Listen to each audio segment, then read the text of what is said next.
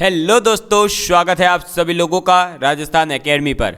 मैं प्रवीण सिंह आप सभी लोगों के साथ में इस वीडियो के अंदर बात करने वाला हूं। सेकंड ग्रेड मैथ्स के अंतर्गत हमारे जो 2D टॉपिक दे रखा है यानी 2 डायमेंशनल ज्योमेट्री दे रखा है, उसके अंदर हमारा स्ट्रेट लाइन कंप्लीट हो चुका है और हम बात कर रहे थे सर्कल के ऊपर। और सर्कल के अंदर हमने जो है लास्ट वीडियो के अंदर पढ़ लिया था। कहाँ तक की बात है दोस्तों? तो लास्ट वीडियो के अंदर हमने पढ़ ली थी कि आपका angle of intersection of two circles कैसे हम निकाल सकते हैं। यानी दो सर्कल है वो एक दूसरे को अगर इंटरसेक्ट करते हैं तो उन दोनों सर्कल के बीच में एंगल कितना बनेगा वो कैसे निकाला जा सकता है। और जो दो सर्कल है वो दोनों ऑर्थोगोनल है एक दूसरे के, तो वो ऑर्थोगोनलिटी की जो कंडीशन होती है उसके बारे में हमने बात कर ली थी। ऑर्थोगोनलिटी की कंडीशन क्या थी? 2G1G2 plus 2F1F2 equal to C1 plus C2। और दो सर्कल अगर एक दूसरे को इंटरसेक्ट कर रहे हैं, दोनों के बीच में जो एंगल बनेगा वो एंगल कौन सा होता है? जो उन दोनों सर्कल की टेंजेंट्स बन रही है, उन टेंजेंट्स के बीच का जो एंगल होगा उसी को हम कहते हैं। समझ में आ गई बात? चलिए अब बात करते हैं हम आगे की। तो आप अब लिखेंगे कॉमन कॉर्ड के बारे में, ठीक है? तो अब टॉपिक है हमारा common chord of two circles, ठीक है? तो दो सर्कल है, उनके बीच की जो कॉमन कॉर्ड होगी उसकी इक्वेशन आप कैसे लिख सकते हैं, उसकी लेंथ कैसे निकाल सकते हैं, इसके बारे में हम बात करेंगे। तो हम सबसे पहले दो सर्कल बना देते हैं। ये लो, एक सर्कल बन गया। और अब दूसरा सर्कल मान लो ये रहा, ठीक है? इस सर्कल को ऐसे इंटरसेक्ट कर रहे हैं एक दूसरे के ऊपर ये, और इन दोनों को हम क्या करेंगे? इन दोनों की जो कॉमन कॉर्ड होगी वो कौन सी वाली लाइन होगी? ये लाइन हो जाएगी कॉमन कॉर्ड, क्योंकि दोनों के कॉर्ड के रूप में है। इसके लिए भी ये कॉर्ड है, इसके लिए भी ये कॉर्ड के रूप में हो जाएगी। और मान लो इनका सेंटर है यहाँ से यहाँ, तो ये ऐसे मिला देंगे हम, ठीक है? और इसको मिला देंगे इससे ऐसे, तो ये सेंटर हो गया C1, ये सेंटर हो गया C2, ठीक है? ये हो गया पॉइंट P और ये पॉइंट मान लो Q। ये जहाँ आपकी कॉर्ड और C1 C2 को मिलाने वाली लाइन कट करेगी उस पॉइंट का हमने नाम दे दिया M। क्या नाम दे दिया? M, ठीक है? और ये जो आपका सर्कल है इसको तो आप मान लो ये है सर्कल छोटा वाला S डैश इक्वल टू 0, ये सर्कल है S इक्वल टू 0। समझ में आ गई बात? क्लियर है? अब जो दोनों सर्कल है हमारे पास में उनकी इक्वेशन मान लो, S जो सर्कल है उसकी इक्वेशन दे दी हमें x square plus y square plus 2G1x plus 2F1y plus C1 equal to 0। और दूसरा सर्कल S डैश हमें दे दिया x square plus y square plus 2G2x plus 2F2y plus C2 is equal to 0। तो equation of common chord क्या होगी? सबसे पहले तो इक्वेशन ऑफ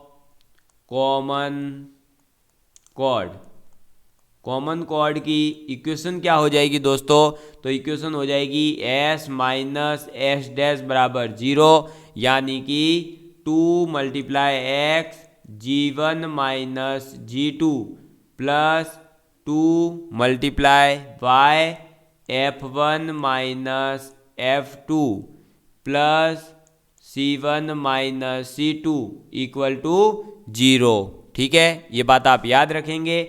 और लेंथ इसकी क्या होगी? तो लेंथ ऑफ कॉमन कॉर्ड, तो कॉमन कॉर्ड की लेंथ क्या हो जाएगी?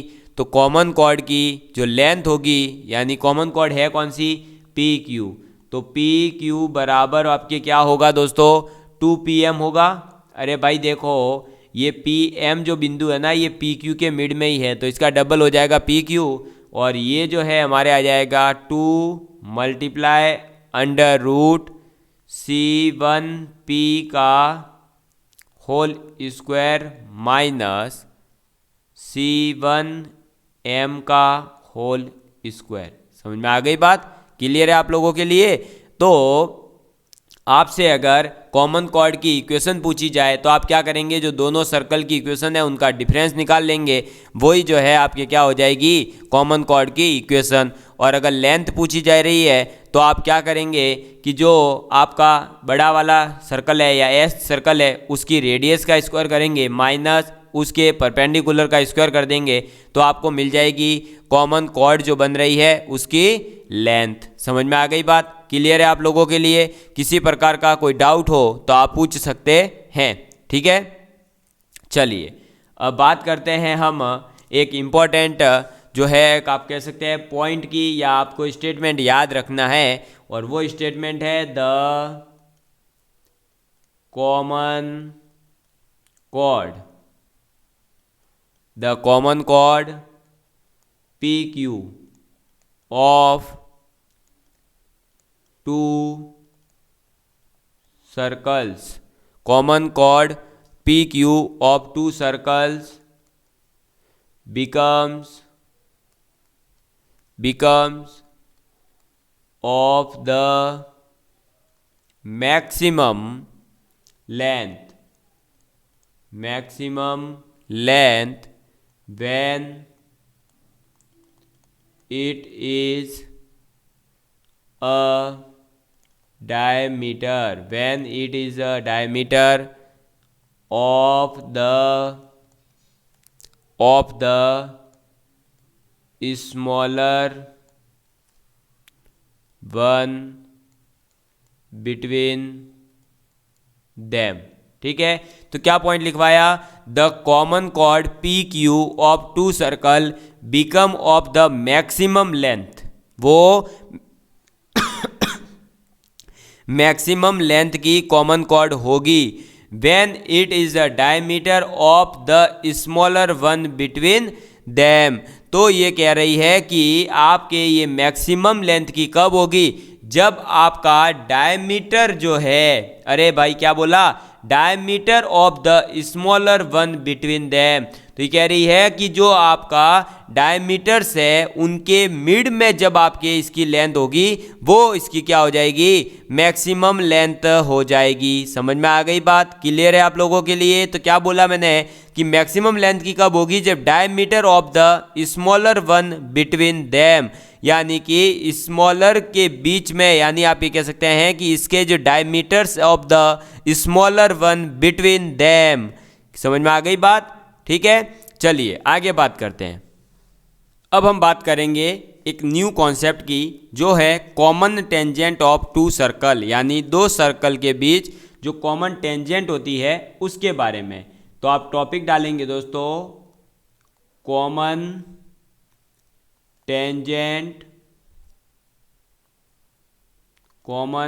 Tangents of two circles. ठीक है, तो किसकी बात करने वाले हैं हम, common tangent of two circle, दो सर्कल के बीच जो कॉमन टेंजेंट है उसके बारे में। अब सबसे पहले दोस्तों आपको बता दूं, कॉमन टेंजेंट जो है वो दो टाइप्स की होगी। कितने टाइप्स की होगी, दो टाइप्स की, जिसमें एक तो हो जाएगी आपके डायरेक्ट कॉमन टेंजेंट। ठीक है, एक तो हो जाएगी डायरेक्ट कॉमन टेंजेंट, और एक होती है हमारे ट्रांसवर्स कॉमन टेंजेंट। समझ में आ गई बात? तो दो टेंजेंट्स होगी हमारे पास कॉमन, एक होगी डायरेक्ट कॉमन टेंजेंट, एक होगी ट्रांसवर्स कॉमन टेंजेंट। अब डायरेक्ट कॉमन टेंजेंट की अगर बात करूं दोस्तों, तो इसके अंदर जो है डायरेक्ट कॉमन का मतलब ये होता है, इसको तो जस्ट आप केवल जो है डायग्राम से समझ लीजिए, क्योंकि इसमें ज़्यादा भेजामारी नहीं है। डायरेक्ट का मतलब ये है कि ये हो गई और एक ये हो गया हमारा।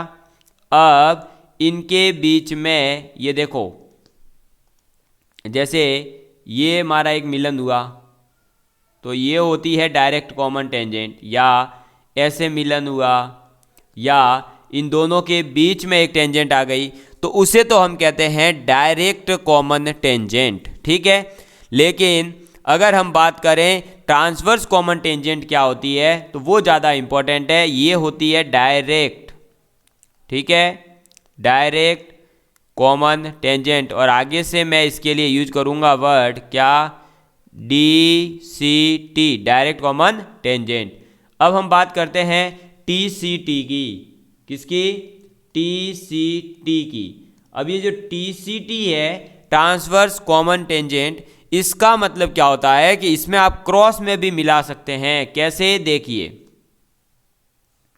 अब ये हमने एक सर्कल बना दिया, ये लो, एक सर्कल हमने ये बना दिया, ठीक है। अब इसके अंदर इसको हम क्या करेंगे कि एक तो हम ऐसे हो सकती है टेंजेंट, ठीक है, एक हमारी टेंजेंट हो सकती है, एक मिनट देखा, अभी इसको थोड़ा सा एडजस्ट करेंगे, ये लो, ठीक है, एक मिनट, ये लो। और हम इसके अंदर कैसी टेंजेंट बना सकते हैं, तो आपके ये टेंजेंट तो ऐसे मिल गई, लेकिन यहीं से क्या मैं एक ऐसी टेंजेंट नहीं बना सकता है, क्या मैं यहाँ से एक ऐसी टेंजेंट नहीं बना सकता, तो बना सकता हूँ। तो ये जो क्रॉस में आपकी टेंजेंट्स जा रही है, ये तो कौन सी है, देखो ये और ये दो तो है DCT, डायरेक्ट कॉमन टेंजेंट। और जो ये क्रॉस में आ रही है, ये दोनों क्या कहलाएगी, हमारे TCT, यानी ट्रांसवर्स कॉमन टेंजेंट कहलाएगी। समझ में आ गई बात। इसका सेंटर मान लो है C2, इसका सेंटर है मान लो C1, तो ये जो C1 C2 को मिलाएगा वो लाइन मान लो ऐसे है, ठीक। तो आपको समझ में आ गई बात। और ये सब मान लो R पॉइंट के ऊपर कट कर रहे हैं, इन सभी का अभी आगे यूज होने वाला है। अगर मैं आपको सीधे सीधे बताऊं दोस्तों, तो डायरेक्ट कॉमन टेंजेंट का मतलब है कि वो जो है दूसरे किसी सर्कल को टच कर रही हो, लेकिन उसके अंदर होते हुए नहीं, मतलब ऐसे क्रॉस में जाते थे, केवल डायरेक्ट ऊपर से या ऐसे तिरछी ऐसे, ठीक, मिलते हुए नहीं जाती हो, ऐसे क्रॉस लाइन नहीं जाती हो, तो आप उसे कहते हैं डायरेक्ट कॉमन टेंजेंट। तो अब हम बात करेंगे हमारे अलग अलग पोजीशंस की, कि भाई सर्कल का जो सेंटर है उनकी पोजीशन किस प्रकार से चेंज हो, टेंजेंट की पोजीशन किस प्रकार से चेंज हो। तो हम पता लगाएंगे कि कितनी डायरेक्ट टेंजेंट है, कितनी ट्रांसवर्स कॉमन टेंजेंट है, इनके बारे में, ठीक है। चलिए, तो अब आप यहाँ पर पहला केस लिखेंगे। पहला केस, अगर आपके C1 C2 यानी दोनों वृत्तों के सेंटर के बीच की दूरी जो है वो दोनों की रेडियस के ऐड करने से भी ज़्यादा आती हो तो, ठीक है, ये देख लो, यहाँ हम डायग्राम बना करके देख लेते हैं। ये एक, ये दूसरा डायग्राम, और इसके अंदर अब क्या करेंगे भाई, एक तो ये टेंजेंट बनेगी, एक मिनट रुकिएगा, ठीक है, एक मिनट, आपका ये देखिएगा, एक टेंजेंट तो बनेगी ऐसे, इसमें एक टेंजेंट इसमें बनेगी ऐसे। सर इतनी सारी क्यों बनेगी, क्योंकि दोनों के सेंटर के बीच की दूरी जो है रेडियस के सम करने से भी ज़्यादा है, यानी ये दोनों सर्कल एक दूसरे से दूर है, इन दोनों सर्कलों के एक दूसरे से कोई लेना देना नहीं है। समझ में आ गई बात। तो ये ऐसे कट कर सकते हैं, ऐसे ही यहाँ से भी एक ऐसी ही त्रिज्या, ऐसी जो है स्पर्श रेखा हम बना सकते हैं। क्लियर है, ठीक है। तो ये हो गया C1, ये हो गया C2। समझ में आ गई बात। इन दोनों को हम मिला सकते हैं, तो ये ऐसे मिला देंगे, C1 C2 मिला दिया हमने। अब ये इसकी R1 रेडियस है, इसकी R2 रेडियस है, तो दोनों सेंटर के बीच की दूरी R1 प्लस R2 करने से भी ज़्यादा आ रही है, बिल्कुल ज़्यादा आ रही है। तो इसका मतलब जब ऐसा केस है तो हम कहेंगे कि circles do not intersect, circle जो है वो एक दूसरे को प्रतिच्छेद नहीं करते हैं। और यहाँ पर 4 common tangent can be drawn. हम यहाँ पर 4 कॉमन टेंजेंट बना सकते हैं, बना दिए हमने, देख लो, ये 1, ये 2, ये 3 और ये 4, चारों कॉमन टेंजेंट बना दिए हमने। एंड ड्रॉन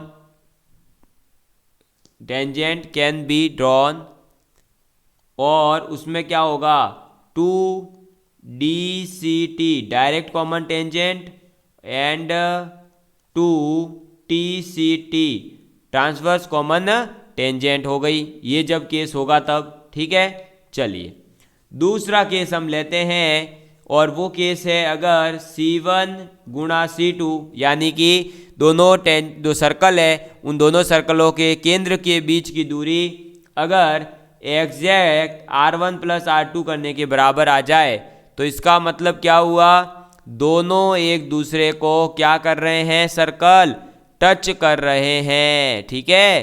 क्या कर रहे हैं, टच कर रहे हैं ऐसे एक दूसरे को। अब अगर एक दूसरे को ऐसे टच कर रहे हैं तो हम ये कहेंगे कि एक तो हमारे क्या हो जाएगी, अरे भाई ये आ जाएगी टेंजेंट जो दोनों के बीच कॉमन होगी, और एक टेंजेंट ऐसे आ सकती है ऊपर से, ठीक है, और एक टेंजेंट आ जाएगी ऐसे। क्लियर है आप लोगों के लिए। तो यहाँ कितनी टेंजेंट पॉसिबल है, 3, पहली, ये दूसरी और ये तीसरी टेंजेंट, ठीक है। इसका सेंटर C1, इसका सेंटर C2, इन दोनों को मिला देंगे। क्लियर है। इसकी रेडियस R1, इसकी रेडियस R2, तो C1 C2 के बीच की दूरी R1 प्लस R2 के बराबर अगर आ जाती है तो हम क्या कहेंगे कि circles touch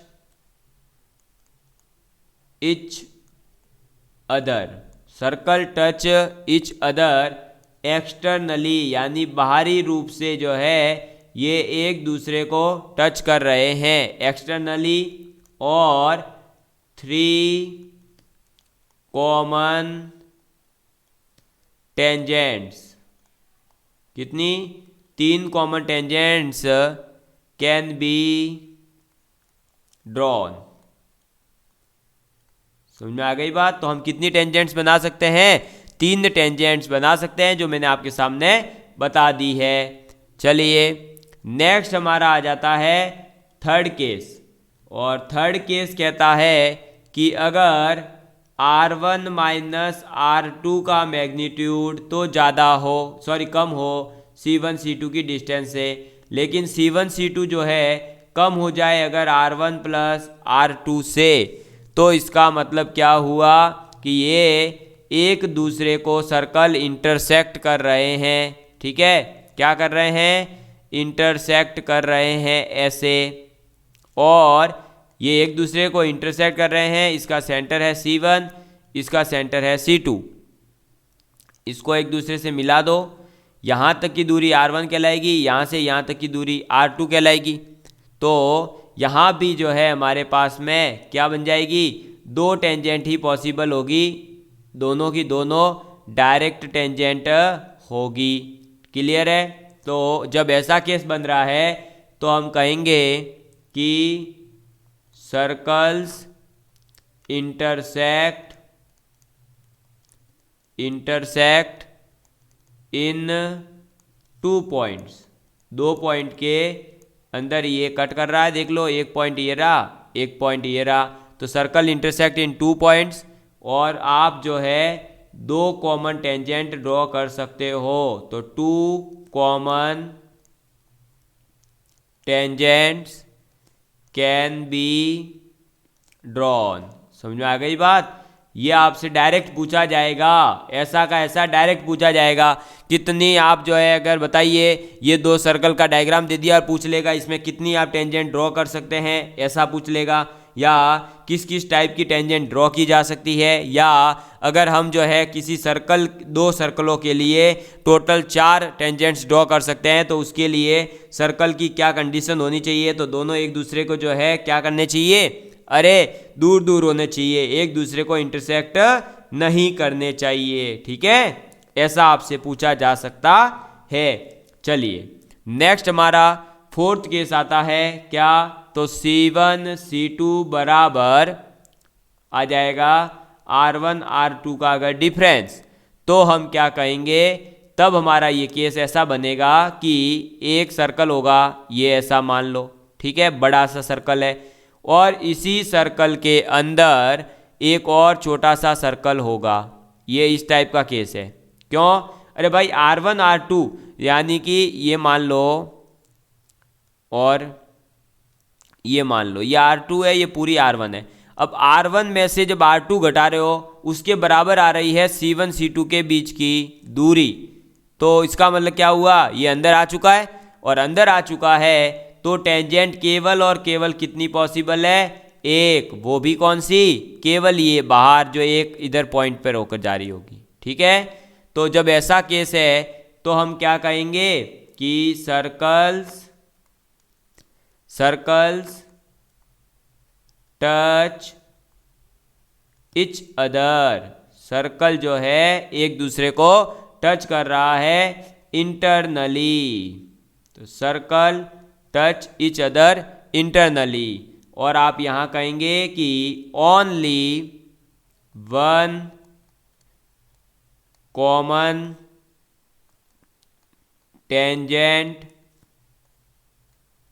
can be drawn, only एक टेंजेंट जो है ड्रॉ कर सकते हैं कॉमन। ठीक है, चलिए नेक्स्ट हमारा लास्ट टाइप है, फिफ्थ कंडीशन है मतलब, और वो कंडीशन कहती है कि 0 से ज़्यादा हो C1 C2 के बीच की दूरी और ये कम हो R1 माइनस R2 से, तब तो इसका मतलब ये हुआ कि आपके पास जो सर्कल है उसके अंदर एक सर्कल होगा, क्या होगा, उसके अंदर एक सर्कल होगा ऐसे, लेकिन एक दूसरे को टच नहीं करेंगे क्योंकि R1 R2 से कम आना चाहिए। मान लो ये यहाँ इसका सेंटर है C1, इस सर्कल का सेंटर है C2, ये डिस्टेंस होगी आपके क्या, अरे ये होगी R2, और ये डिस्टेंस मान लो कितनी है R1। अब R1 में से R2 घटाएं और वो इन दोनों की डिस्टेंस से भी कम आए, मतलब यहाँ टच नहीं होना चाहिए। तो जब टच नहीं करेगा, ये सर्कल इसके अंदर बिलोंग करेगा लेकिन टच नहीं करेगा, तो हम टेंजेंट जो है दोनों में कॉमन नहीं बना सकते। तो हम कहेंगे कि वन सर्कल, कोई एक circle, lie completely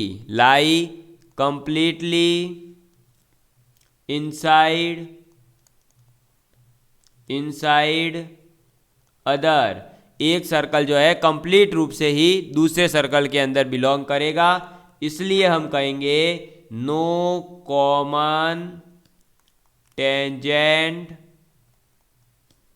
can be drawn, तो हम एक भी कॉमन टेंजेंट जो है ड्रॉ नहीं कर सकते हैं। समझ में आ गई बात। और इसी के साथ में दोस्तों आप लोगों के जो आपका क्या है, अरे आपका जो सर्कल टॉपिक है 2D का, वो समाप्त होता है। अब आप लोग जो है दबा के क्वेश्चन प्रैक्टिस कर सकते हैं। मैंने आप लोगों को सब चीज़ें कंप्लीट बता दी है। ठीक है, समझ में आ गई बात, अरे समझ में आ गई बात, क्लियर है। तो चलिए दोस्तों, आज हमारा ये एक और टॉपिक कंप्लीट हुआ।